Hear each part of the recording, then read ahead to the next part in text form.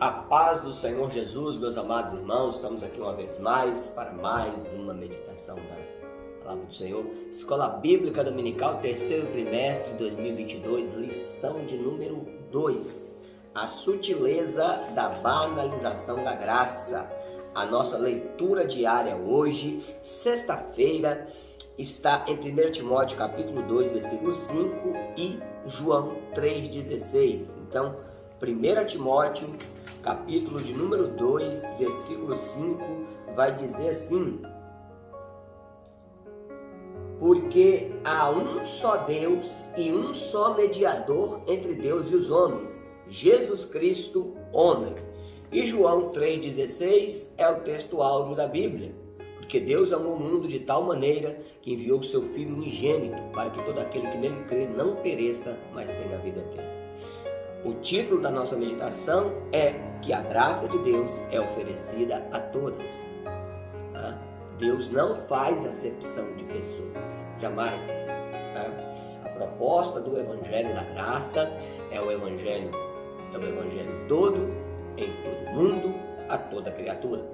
Jesus, quando ordenou seus discípulos a pregar o Evangelho, Jesus disse: ide por todo mundo, pregai o Evangelho a toda criatura. Fazei discípulos de todas as nações, sejam as minhas testemunhas até os confins da terra. Ou seja, a proposta de Jesus é que todos os povos ouçam o Evangelho e que todos os povos adorem ao único, que Paulo diz aqui que só há um Deus e um só mediador entre Deus e os homens. Então, precisamos entender que a graça, ela não é somente para uma classe, para os que alguns consideram eleitos.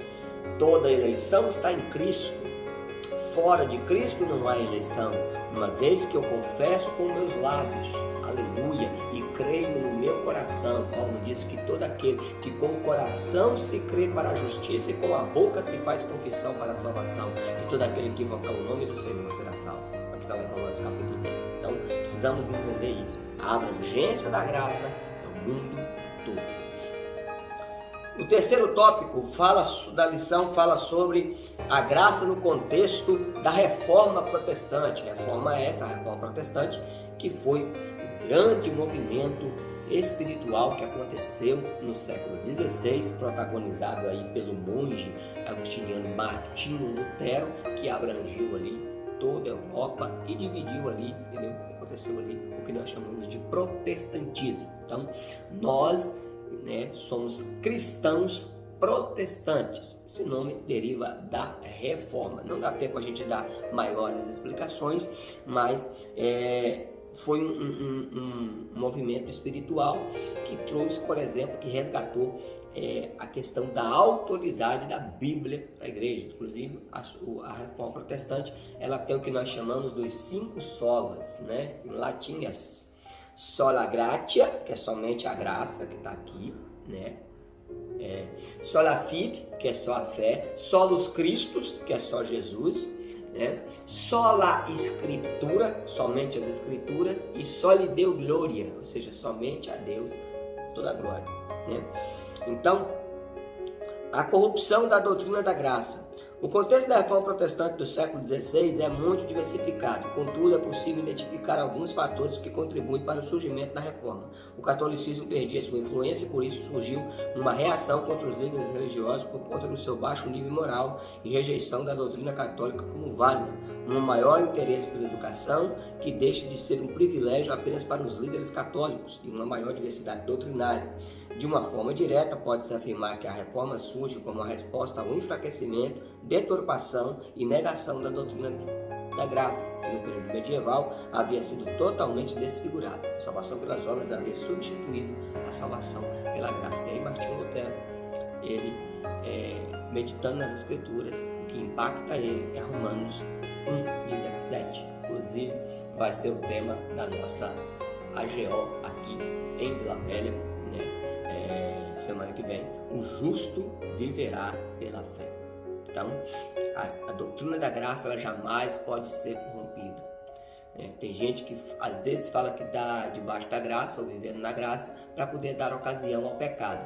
Mas Paulo diz em Romanos 6: Que diremos, pois, dessas coisas? Continuaremos a pecar para que a graça seja abundante? De maneira nenhuma. Se a graça nos livra do poder do pecado, como permaneceremos ainda nele? Então, o apóstolo Paulo explica claramente aí.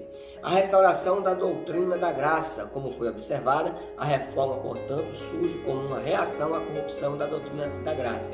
Lutero, o monge alemão agustiniano, se torna o principal porta-voz da doutrina pela fé somente. Posteriormente, o lema luterano seria conhecido como uma das 5 solas que nós acabamos de citar, né? Ou seja, sola gratia e mais os outros quadros que nós acabamos de citar. Os reformadores estavam também convictos de que somente através do retorno às Escrituras e a doutrina da graça poderia ser restaurada. Foi por isso que lutaram.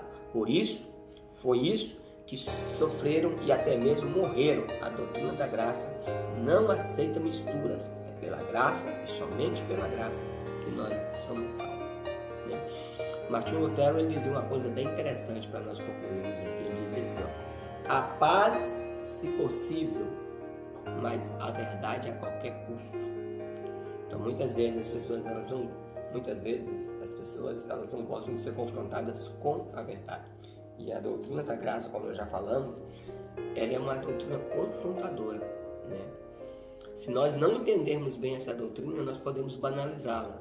Mas quando nós entendemos que essa graça ela é salvadora, ela é santificadora, ela é fortalecedora e ela é capacitadora, nós estamos no caminho para compreender a real doutrina da graça. Amém, meus amados? Vamos ficando por aqui. Que Deus abençoe rica e poderosamente a sua vida, a sua família, né? Em nome do Senhor Jesus Cristo, que a graça de Cristo, o amor do Pai e a comunhão do Espírito seja com você e com toda a sua casa. E amanhã nós encerraremos a nossa meditação diária e também o 4º tópico da nossa lição. Fique em paz, Deus abençoe, em nome de Jesus.